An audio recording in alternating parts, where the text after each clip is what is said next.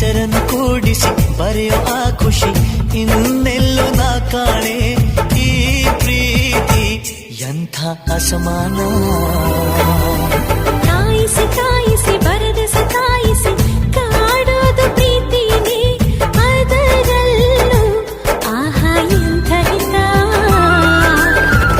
ಒಂದಿಷ್ಟು ಹುಸಿ ಮುನಿಸು